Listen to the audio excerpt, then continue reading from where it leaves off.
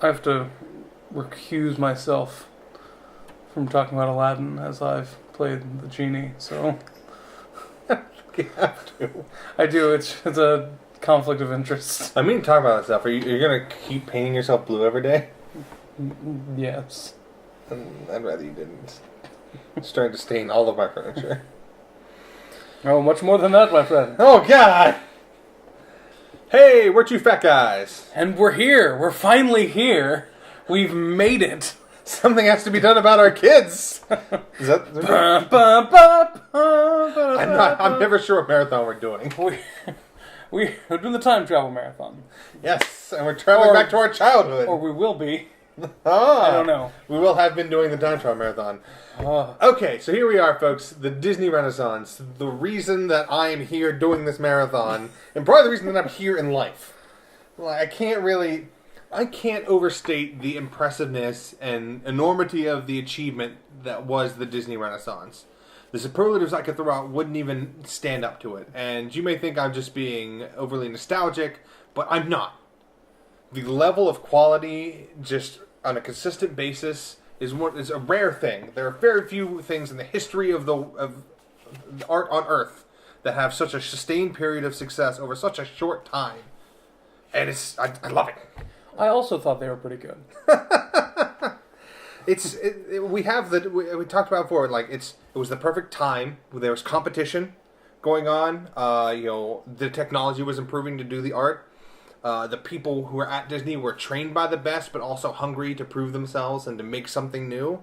And Disney finally decided to throw a little money their way. It was just the perfect storm. They have all the elements there, because you could have some of those things, and it might not work out. But they had all the things to just have a perfect storm, and just, holy hell, they hit it out of the park. Oh, were we watching The Perfect Storm? We were watching The Perfect Storm. I must not have been paying attention. It's the Perfect Storm marathon. With George Clooney? I don't know. I forget who's in that movie. I don't know. Moving on. This great period. This is hopefully you know about the Disney Renaissance and what sort of entailed.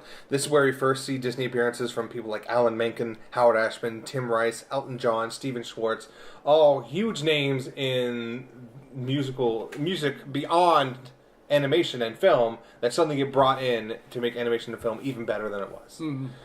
So first up in the Disney Renaissance is the 1989 The Little Mermaid, the official first film of the Disney Renaissance. This film finally beat Don Bluth Studio, who came out with the competing film that weekend of All Dogs Go to Heaven, and Little Mermaid crushed it. Sorry, All Dogs Go to Heaven. Yeah, you're probably an okay movie. And you're probably okay. Yeah. Little Mermaid is an amazing movie. Yeah, you're not anywhere near. And I knew it was going to be good. I know these films. I knew they were going to be really good coming out of sort of some of the stuff we had seen before. And even there was some good stuff. You heard us praise things before. But holy hell, just seeing the opening to Little Mermaid coming from all the other films we watched. Like, just remembering going from Oliver and Company to, like, the underwater... There were no backgrounds. Yeah, to the lighting effects in the... I've seen... They had better lighting effects than some live-action films. And the lighting effects of this underwater film with these lush environments, and it was gorgeous. The film is just a great thing to look at. And that's one thing that's throughout this whole era is, no matter what you may think about the movies, they're great things to look at. Your eyeballs are going to be entertained. Little Mermaid is Disney's first attempt to bring Broadway sensibilities to a movie, to songs. They've had songs before. They had Richard Sherman. They had sort of like movie songwriters doing songs for them. They went out and specifically got Howard Ashman and Alan Menken, who had written Little Shop of Horrors and some other Broadway song things, and they brought them in to specifically make an animated movie work like that, where the songs compel the stories, inform the characters, actually move it along, and not just, oh, here's this fun bit, they're going to sing about dancing, and they're going to Yeah, we're not just going to do montages for every song. Mm-hmm. And it worked so well. In such a way that they had to be like, how have we not been doing this for every movie since the beginning of time? And, I don't even know what to say. There's so many words. The character design. Ariel, just a fantastic character. Ursula, I was going to say Ursula. Ursula, one of the best villains. Triton looked great. The prince is the prince. He's generic, but... He could be literally any prince. He could be literally any prince. And that's some of the problems you run into is you get some generic princes when they're just whatever white dude. Yeah.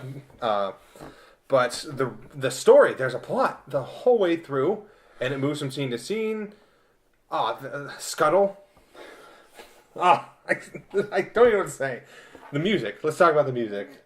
Yes, we'll talk a little bit about the music of all of these, but we're not going to do talk a lot more about music. We're going to do a whole podcast on it. We've hit on it. We'll talk a little more at the end about what we were actually going to do, but some amazing music, and they hit it all around the park. It's not like they had a good song and then they got better as they went on. Oh yeah, like each of these songs have 4 or 5 numbers that are all incredible. Part of Your World, Under the Sea, Kiss the Girl, Poor Unfortunate Souls. All these songs were in one movie. Yeah. In the first movie of the Renaissance. That's what they hit on the first one. It's like, I just hit a couple grand slams in my first game. Is that good? I don't know. It's a lot easier to hit the ball in the hole on the first shot. I'll just do that every time. Yeah. Yeah, you should do that. They bring back sort of the multiplane look of things. I think this is the last one they used a physical multiplane camera, if I'm remembering correctly. From here on out, it was pure digital multiplane Wasn't stuff. it like old and busted? Yeah, they couldn't use theirs. They'd use another studio's multiplane camera because their old Relic one was so in disuse that it just didn't function. But this movie, this one I really enjoyed. I did not watch it as much as a child. How does it sort of fit into your Disney purview as a child? Probably about the same as you. Like, I saw it a lot, but not nearly as much as some of the other ones in this list. of the other ones that I would consider more boy movies. That's Aladdin, fair. Lion King, Hercules. Yeah. Those ones. Those are the ones that spoke to me more. Mm-hmm. That's fair. Especially Aladdin with the genie. Obviously, Robin Williams, huge impact on my childhood. Yes. Rest in peace, buddy. But that was also rough watching that after, because by the time I watched Aladdin, that news, that had happened. So it was a whole new sense of appreciation watching it, which we'll get to wait for that. Yeah. But Little Mermaid, amazing start. Yeah, it had certainly been a very long time since I had seen it. Like, I'd seen the stage show multiple times since seeing the actual movie. I saw the junior version of the stage show. That's all I've ever seen of it. I've seen a couple productions of the junior stage show. Yeah. So not even the full thing. Which also meant that Scuttle was ruined for us a bit. That's true, because we saw an amazing Scuttle last year. There's a local actress in Columbus. She's very young, and she's just upsettingly talented. And she just nailed it. She was the perfect Scuttle. And I was like, this guy's okay, I guess. Yeah. This guy's okay, I suppose. Yes. Yeah, so if you watch this, Olivia, you're amazing. So, The Rescuers Down Under. I do want to talk about this one because this gets forgotten a lot. I was like, really? That's part of the Renaissance? And here's what it is. People think the Renaissance does not mean the Disney films that are like Broadway musicals, even though that was a lot of it, and that's what inspired it, and I love that. The Rescuers Down Under very much belongs in the Renaissance because of just how great it looks. That's it. I told you, every film on this list is going to be good to look at, and this one is no exception. Australian Outback. Yeah, Australian Outback, a great new setting. Something I've not seen before. The bird in it is amazing. It's a freaking giant bird. The scenery, his machine, it was a great design and look. The villain looks great. The animation on the kid, his pet, the villain's pet. The villain's pet, I want to talk about, has an amazing scene early on.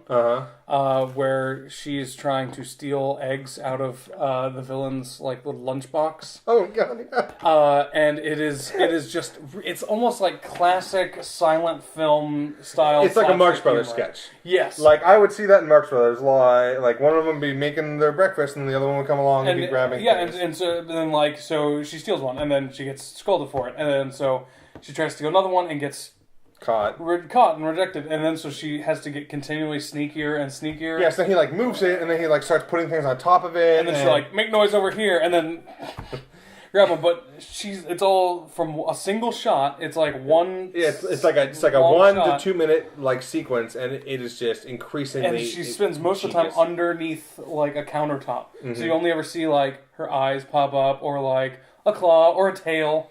While he's just monologuing about villainy things. But I was cracking up so much at that. It was just a great bit of visual comedy that even in other Renaissance movies, a sequence like that is fairly rare. But I do want to say they don't lose the comedy. We talk about how beautiful these films are and how they finally hit plot in a meaningful, important way. You still get plenty of the side antics, but they make them meaningful, and they put them in ways that are smart. Yeah, but these guys are all from classic Disney animation. They know how to do bits, and they do them well. But yeah, that is by far, I think, the funniest individual moment in the Renaissance, and it's in The Rescuers Down Under, the one people forget. But once again, Bob Newhart's back. The original voice actors are back for the Rescuers. Except we get John Candy this time. We do get John Candy as John Candy. Such a great job. An albatross? Yes, I believe so. Yeah, some large bird who's a doctor. A doctor keeps trying to fix him. Yeah, he's not having any of it. It's a great subplot. That's the closest you get to time wasting, but it's so well structured and paced that it's in between these sort of heavy, longer sequences. And it's John Candy, and it's John Candy, so that guy can talk and ad lib really well. It's like Robin Williams and Aladdin. Like we're just gonna let him go for a little bit, and we'll animate around whatever he says. Yeah, I really just want to sell this one that don't ever sell this movie short. Don't ever think that it is in any way a lesser film of the Renaissance.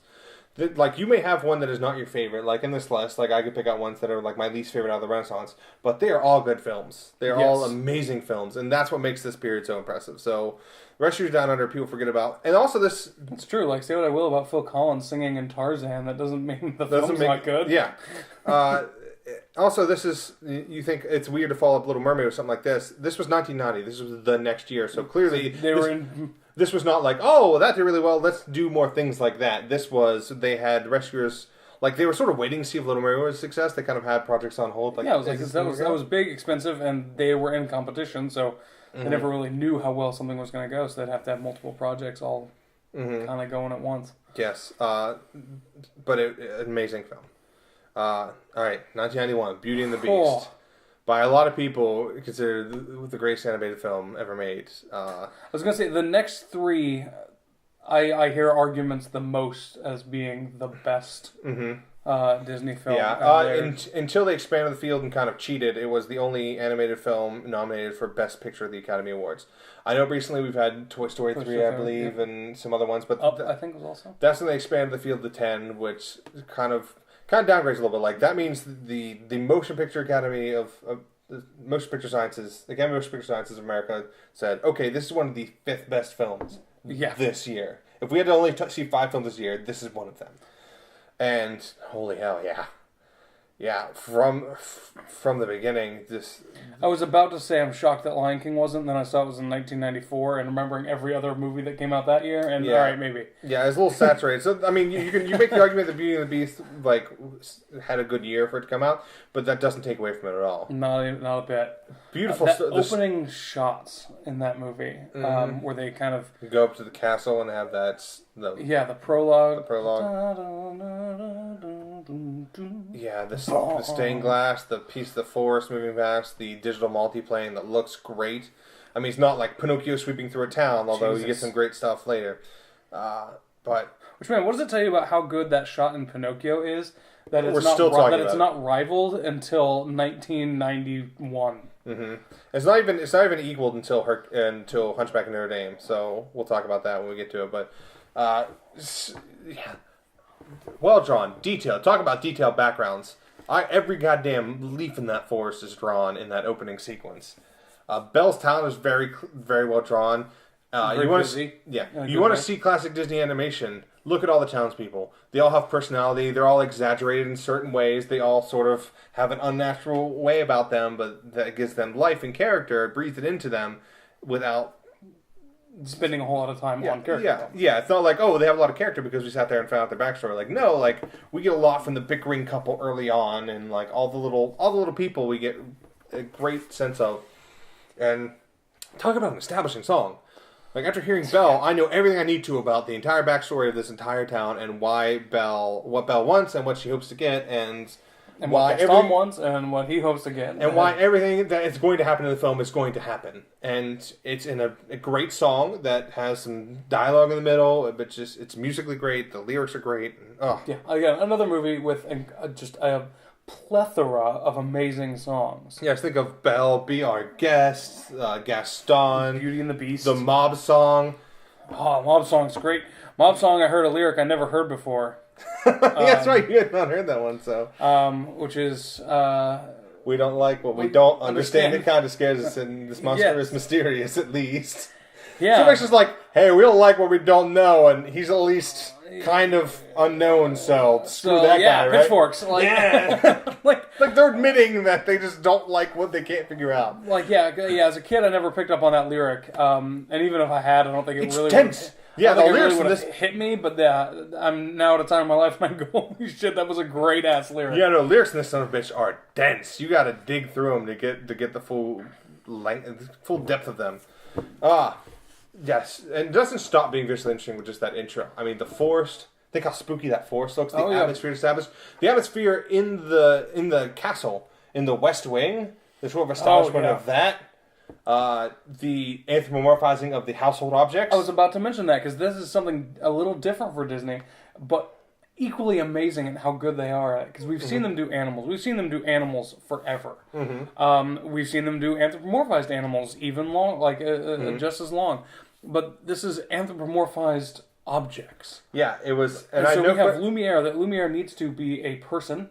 It needs to have human characteristics, but he is also very clearly a candlestick and moves how an anthropomorphized candlestick would move. Without not being a person. Yeah, and it's... and Cogsworth, Mrs. Potts, Chip, all of them. The wardrobe. It's the stove. Like... It's amazing. It's really incredible. Talk about the character design of the Beast, too. Yeah, they mixed a bunch of different animals to get his. Yeah, but we just need this hulking, non-human thing, and it was like pig, buffalo. And it was great because it was very much an other, but they decided okay, very early on they decided we need to keep the eyes human, and that is where they kept the real humanity, and that's when she recognized it later. So that way, when you show the paintings of him, you recognize him through the eyes. But they would have this big hulking thing, but not lose his humanity because just something as simple as keeping his eyes the same. Yeah. That sequence with the computer-generated ballroom during Beauty and the Beast. The visuals during this... the songs are great. Also, we saw the extended edition. We did watch the extended edition, so added back in human again. Which, amazing. I wish that had been around. Yeah, I understand why it wasn't. Great sequence. You want to keep kids' films like this. I really thought the kids can't really sit through it's not necessary. I'll grant you that, but it's awesome. I don't need to know that Lumiere wants to be a human. I get it. Yeah. I figured that one out. I'm quite the detective. Are you quite the mouse detective? I'm not quite the great mouse detective. I'm quite an okay mouse detective. All right. So I understand, and honestly, I worked in a movie theater. So you know what? Kids sometimes have a hard time staying still for long enough, but it was a great sequence. But the visuals, think of Be Our Guest. That was one of the things I found. This sometimes... That was another fun, experimental animation sort of thing where they just got to go a little crazy for a sequence, and it really paid off. Let's think, while Be Our Guest is a good song, I'm not in any way trying to say it's not, it is a better song to watch. Because of how rich and interesting the visuals are. I'm constantly engaged in all my senses when I'm watching the film, and it elevates the song to a whole nother level. It's very similar to Just Can't Wait to Be King. Yes. Just Wait to Be King is even more experimental, even. We'll talk about that one. Oh, yeah. I thought that was next. I thought it would be a good segue. Oh, no, buddy. So I fucked up. Oh, no. You got a whole nother. So, Beauty and the Beast, I hope you don't need to tell you that it's amazing. If for some reason you haven't seen it, go fucking watch it. Little Mermaid, we should mention Little Mermaid. This is when they start winning Academy Awards again. Little Mermaid won an Academy Award, Beauty and the Beast won. They win Academy Awards for the 90s.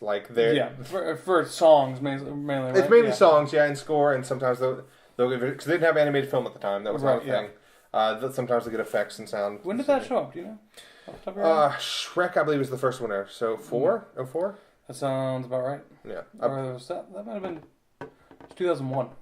Was Shrek. Okay. It was 4 years after Chris Farley died. Oh. I'm almost certain. Yeah, to bring that into the video. Thanks.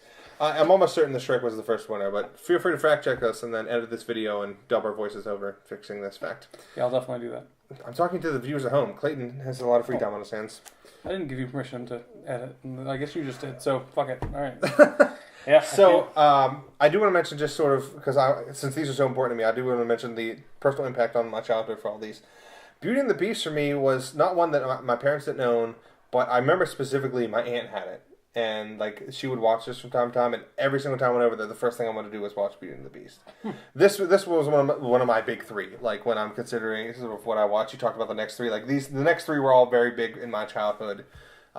in terms of why I liked. And I knew it was something special. I didn't know why I liked it, but I knew I really liked Beauty and the Beast. And it's not as quote unquote a boy film. If you want to be, if we want to be as regressive as that, to say this is more of a boy. And well, and I just meant as far as just who the main character is. Yeah, and I totally understand who you connect with as an audience member. That's the thing. Like, I wasn't like, oh, well, I mean, that's the thing. Maybe I did. No, because I'm right there with you. Like, Beauty and the Beast was also a huge one in my childhood, but. And I'm thinking about, like, maybe I did connect with Belle. Like, I was a bookish I was a bookish child, and I was in the country, and sort of the life around there was not sort of what I thought about my future might be. And now I live in a big city, so that checks out. Oh, you're Belle. I am Belle. It's no wonder that my name means beauty. Casing on the marathon so far. Check. All right. Yeah, so I remember that specifically. Did you have Beauty and the Beast? Did you watch it much as a child? Oh yeah, a lot. Like that. That was I was gonna say that was the one we definitely owned. Aladdin, Lion King, The Hunchback, Hercules. Nice. But the big one for me, my still to this day favorite Disney movie, and it's probably part of nostalgia. There's probably better technical films, but Aladdin. Aladdin was my movie as a kid. Yeah, that was certainly the one I watched the most. Yeah, I wore that bitch out. Yeah, I don't. Yeah, I mean, it's so hard for me to choose between Aladdin and Lion King. See, it's not as hard for me, and it might be because I was a hipster at a young age, a pretentious douchebag at a young age, that like Lion King was getting a lot more popular attention. And I was like, guys, Aladdin's really good too. So I became sort of an Aladdin kid. Yeah, I don't remember because I loved the genie, but I also loved like Timon and Pumbaa. I had a Simba stuffed animal. Mm-hmm. I remember I had the Lion King sing along tape, but I also remember my mom going out the day it was released to buy me the VHS of Return of Jafar because I needed more Aladdin. It's like they're making more Aladdin. Y'all got any more of that Aladdin? And I was ecstatic. That was the first time I remember like a movie coming out and wanting to see it and getting to see it, and it was amazing. But Aladdin, yeah, great visuals. Opening desert. We're in the Arab Peninsula, which is once again a vastly different setting. Yeah. That's the other thing. It was rural France for Beauty and the Beast, which was similar to some of the older stuff. It was closer to sort of a more classic Disney, but it was with the art, it didn't matter. Right. But Aladdin, go back to let's do some more interesting stuff. So they have the Arab Peninsula, sort of the desert area. We have the architecture's completely different. The clothing, the people look completely different. Oh yeah. So that was great. That's a great breath of fresh air out of this era. And the genie. The genie. As an animated character, arguably one of the most interesting visual characters, just because he can do anything and be anything, and so without distracting from the story. It's not like you have so much freedom. He is a walking experimental animation. Mm-hmm. Like they can just do so much with him. They can turn him into this or this or this. What do you need? What do you need? Like they're just. His head just became a rocket and flew off. And now he's a lamp. And now he's a bee. Like there's, and that coupled with Robin Williams' absolutely incredible performance. Genie was my favorite character. I could say that. Like my favorite Disney character from ever, probably. Yeah, that's very easy to say. And even if Clayton feels like he cursed future Disney films. A bit. In that, most good things curse most films that studios go like, oh, this is successful and it had this, let's do this 100 times. Mm-hmm. Like, you're going to see that in any franchise through anything in Hollywood ever for the end of time. And it's certainly no reason to hold something against a character that did that. But yeah, the genie was completely holds up, even though his references are a bit dated. Mm-hmm. He's doing a Rodney Dangerfield reference. Like, that was a bit dated for me as a kid. I didn't quite get that one. Yeah, I don't think I didn't get it as a kid, and now I get it, but it's an older reference. I'm like, huh. Yeah, I didn't. I definitely didn't. That was probably my first exposure to Rodney Dangerfield. Was that? Look at me, I'm loosened to a rug. Yeah. Visually, Cave of Wonders, the exterior and the interior. The character design of Jafar and nothing but the lamp. Yay! It's a solid Kate Walker's voice. The Prince Ali. Oh. Yeah, that whole sequence, the parade. Friend Like Me into Prince Like Me is like Me? Whatever. It's that novel where he disguises himself as a prince and finds out how hard it is to be a prince. Yep. Friend Like Me and Prince Ali as back-to-back musical numbers are an unstoppable force of spectacle. Yes. Joy. And coming from, I was in the junior version of Disney's Aladdin on stage playing the genie, and having to do both of those numbers back to back is a nightmare. Mm-hmm. It was one of the most fun things I've ever done on stage, but I had to reapply my blue makeup in between because I was sweating it off, and like chug a thing of water and Red Bull like in between because. Alright, like I did Friend Like Me. Alright, now I get around. No, I have to do Prince. Fuck. Alright, let's do this. Like, run out and be as animated as Robin Williams' voice is. Like, Jesus. So yeah, like as a kid seeing all that and just having it all seamlessly work with all of the other animation, because outside of the genie, everything else is relatively real in the movie. Like, it is relatively grounded. I guess Jafar's a sorcerer, but like the hypnotism. Yeah, like it's literally awesome. Like it is inspiring of awe as a kid. Oh man, Boo and the carpet, all the characters. Yeah, all Iago. Which is great because he's the only talking animal, but he's a parrot. So yeah. And one thing that you pointed out this viewing that I'd never really noticed before is that he does a Jasmine impression early on in the movie when he's making fun of her, just talking to Jafar, which foreshadows and gives a reason for his ability to do it later. Yes. When he's tricking Aladdin into coming out. I was like, oh my god, yeah, they totally justified that moment. Like, it shows they're thinking about these stories in a way that, like, some live-action films don't think about it. Yeah, they're like, oh, well, we have to kind of watch plot holes and things certainly like that. Well beyond what anyone had thought of before in Disney. Like, this era is a whole new level for plot. It's a whole new world, you could say. I couldn't say that. I'm legally not allowed. Yeah, restraining order. Legally, we can. Don't do us. Yeah, but again, more amazing songs all packed into one movie. Prince Ali reprise. Yeah, the reprise in this one. Prince Ali reprise, the One Jump Ahead reprise. Yeah, One Jump Ahead. We haven't talked about that. Yeah, Arabian Nights. It's really good. Yeah, it's really good. We like it. You should probably watch Aladdin. It's okay. So then, don't worry. It's just a little film call Lion King next. It's not a big deal. Jesus. There's a reason they call this the Renaissance era. Holy shit! That's the thing. Like, I'm gonna praise it to high heaven, but it earned it. So you shut your dirty whore mouth, internet. Starting with the opening into the title card, can we start off right at the beginning and talk about how amazing that is? The greatest title card in the history of film. It's up there, and we've seen a lot of them. We have seen a lot of them. Documented, like even 64, 65 in this marathon alone. It just has Circle of Life and on this just like powerful beat at the end of this card, the stinger, and just title card, black background, red text. That song shows the Disney experience with the marriage of sound and visuals. Because early on it was very much, let's just put visuals to sound, and then it was like, okay, well now let's use it for jokes.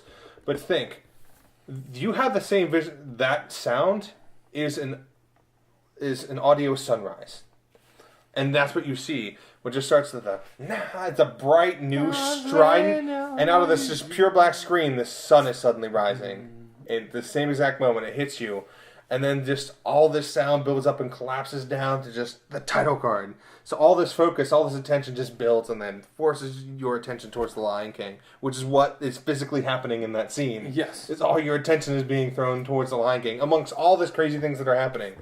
Yeah, and so this era is really about using music, not entirely about, but using music to tell the story, and it just kind of happens to be animated. But using music to further the story and actually help with storytelling, as opposed to being there because you want sound. Yes, and neither of them are lacking. Like if I listen to all these songs independent of the visuals, they're great songs. If I look at the visuals independent of the songs, they're great visuals, and you put them together, they're amazing. Think of Be Prepared. Oh, geez. Think of the song, and then think of the visuals of that. The green smoke, the creeping through, the Nazi lines of hyenas, somehow goose stepping. Totally subtle. Somehow goose stepping. I don't know how hyena legs looks this way, but all right. We talked about. Well, we mentioned. I just can't wait to be king. Just the sort of splashes of colors and animal parts flying across screen. It is a young kid's how he would imagine this song going. Yes, a young kid just playing with all these animals and it has that very childlike quality to it. Also an advanced graphic sense, just visually in the design of it. Like it's not like just slap some shit on there. Like the best kind of sort of abstract art people are like a kid could draw that. I'm like but they can't. Like it's simple enough that a kid could drew it up, but also there's complex art to it that is beyond just slow throwing things together. And that sequence. The Stampede. Oh my god, that music trills into my soul. The emotion, everything.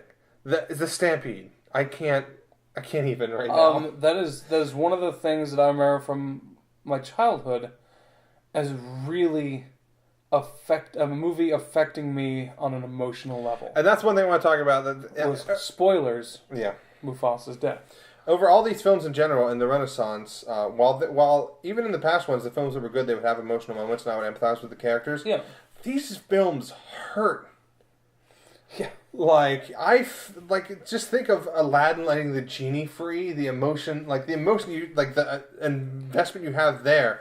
One of my favorite emotional moments in Aladdin is when he's talking about wanting to be free. Yeah. Because it's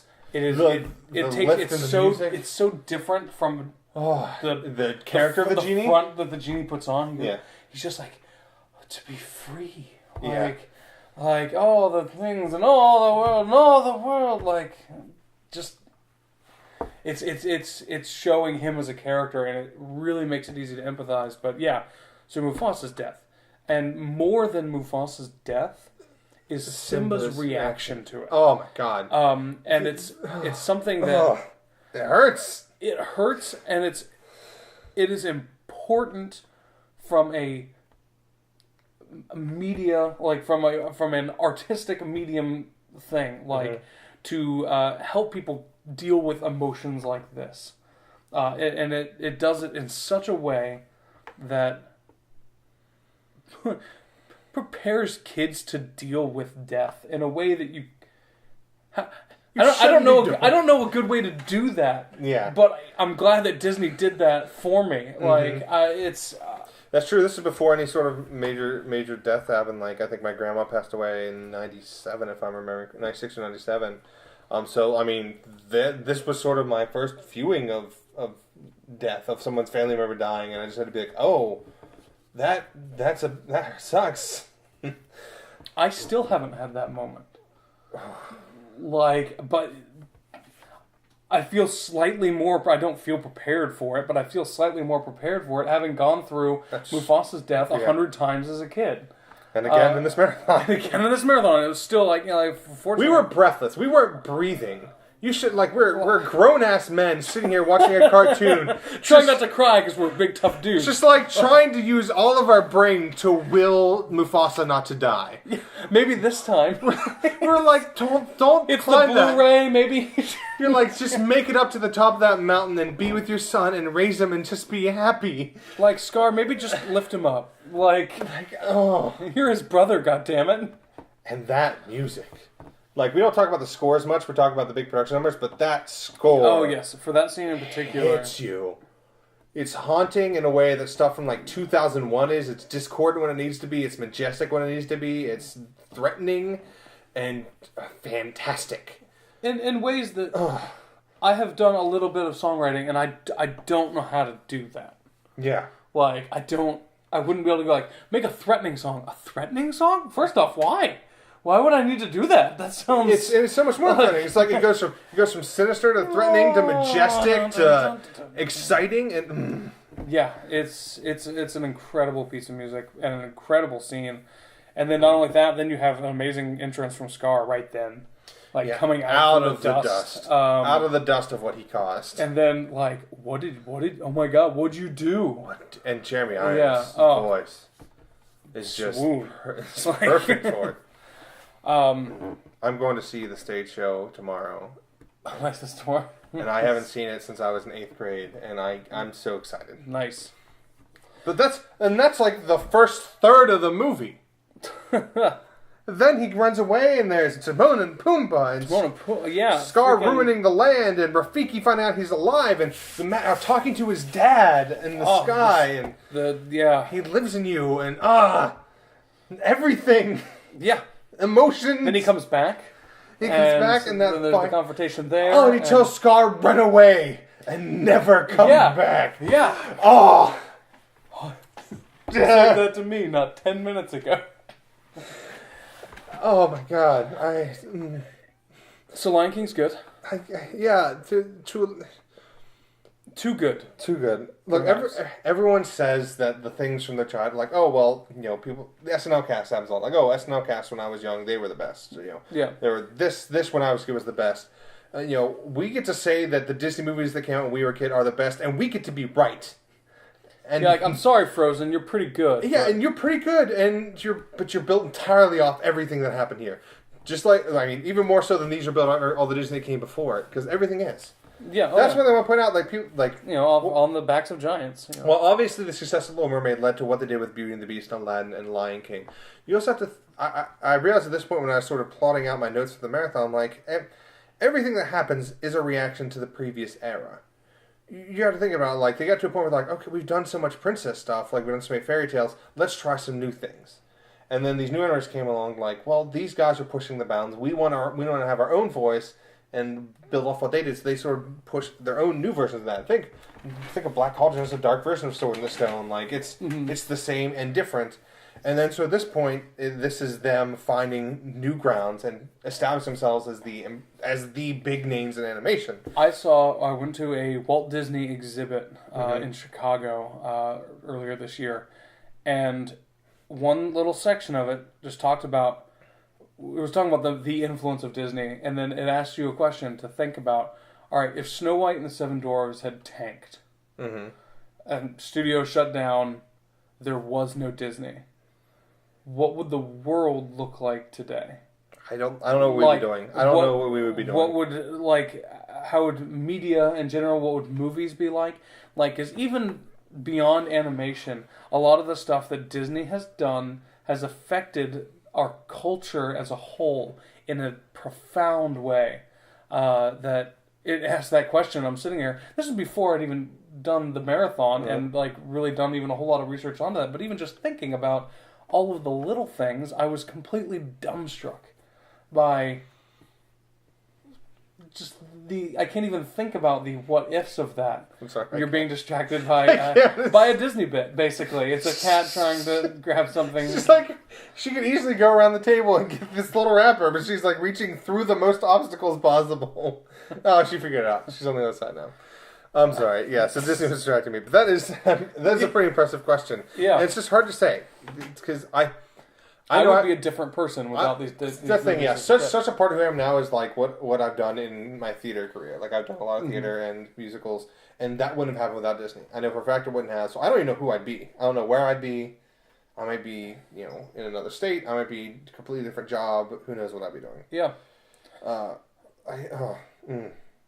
But in terms of everything leading to everything else, I especially when we're going forward, I want us to think of, okay, well, how does the second half of this Renaissance, how does it come out of the first half? Yeah, there's more. There's more to the Renaissance. Yeah, this is half of it. We can't even fit this onto one video. How's the second half of the Renaissance affected it? How do the films immediately after the Renaissance come out, like, based on what happened in the Renaissance, why did these films happen? Based on what happened there. You got the gargoyles. Yes, the gargoyles. Perfect.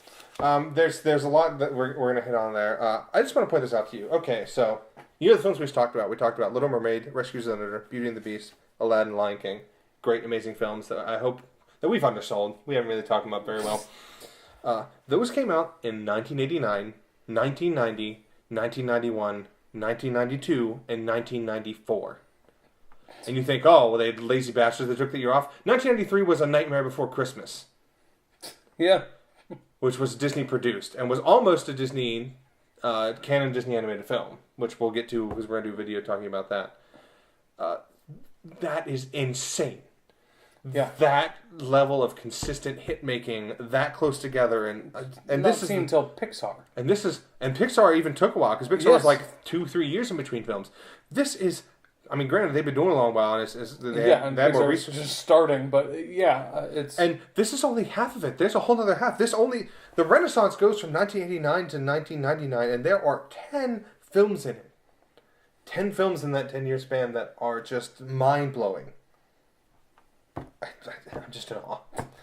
Well, we'll continue this talk on the Renaissance films. Flattering around, shouting at you. So thanks for being with us. We're two fat guys. And sorry for wasting your time. No, we didn't waste their time.